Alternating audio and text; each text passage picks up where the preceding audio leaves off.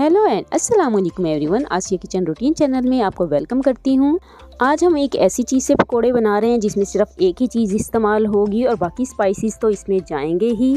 मज़े की बात यह है कि ये पकोड़े बाहर से बहुत ही क्रिस्पी बनते हैं और अंदर से बहुत ही सॉफ्ट बनते हैं। तो आइए आज की रेसिपी स्टार्ट करते हैं। वीडियो में आगे बढ़ने से पहले मेरे चैनल को सब्सक्राइब करें, बेल आइकन को प्रेस करें ताकि आने वाली हर न्यू वीडियो का नोटिफिकेशन आप तक पहुँच सके।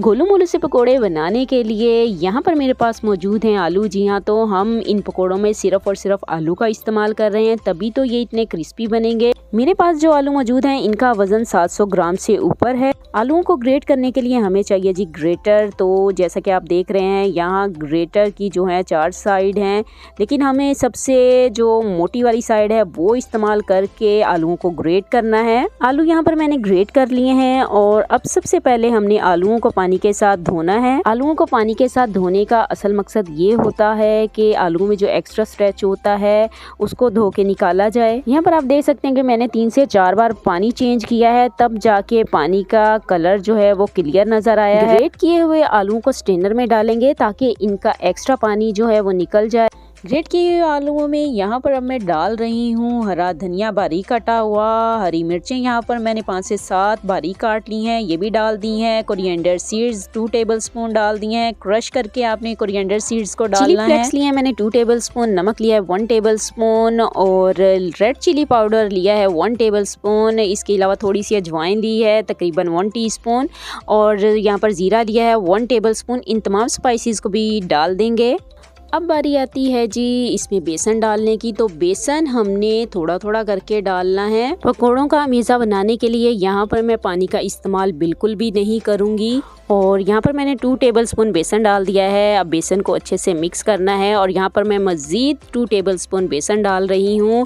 आपने एकदम से बेसन को नहीं डालना। पकोड़ों के अमीज़े को मिक्स करने के लिए अब यहाँ पर मैं हाथ का इस्तेमाल कर रही हूँ। हाथ से आपको अंदाज़ा हो जाएगा कि आपने पकोड़ों के अमीज़े में और कितना बेसन डालना है। जी तो मुझे यहाँ पर फील हो रहा है कि थोड़ा सा बेसन और डालने की ज़रूरत है। 2 टेबलस्पून और बेसन के डाल दिए हैं और अब इसको अच्छे से मिक्स करना है। तो यहाँ पर टोटल 8 टेबलस्पून मैंने बेसन का इस्तेमाल किया है।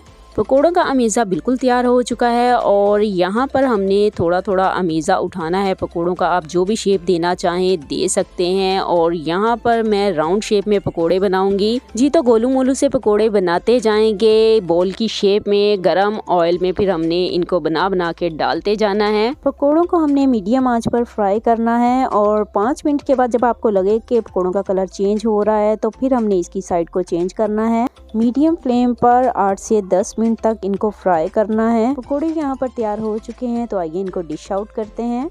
पकोड़ों की आवाज़ यहाँ पर आप सुन सकते हैं कि ये बाहर से कितने क्रिस्पी बने हैं और अंदर से ये कितने सॉफ्ट और जूसी बने हैं। यहाँ पर आप इनकी सॉफ्टनेस देख सकते हैं। तो आज की वीडियो आपको पसंद आई हो तो चैनल को सब्सक्राइब करें, बेल आइकन को प्रेस करें ताकि आने वाली हर नई वीडियो का नोटिफिकेशन आप तक पहुँच सके। तो इसी के साथ मैं आप सबसे इजाज़त चाहती हूँ। जहाँ रहें खुश रहें, आबाद रहें, अपनी दुआ में मुझे याद रखें। टेक केयर एंड अल्लाह हाफिज़।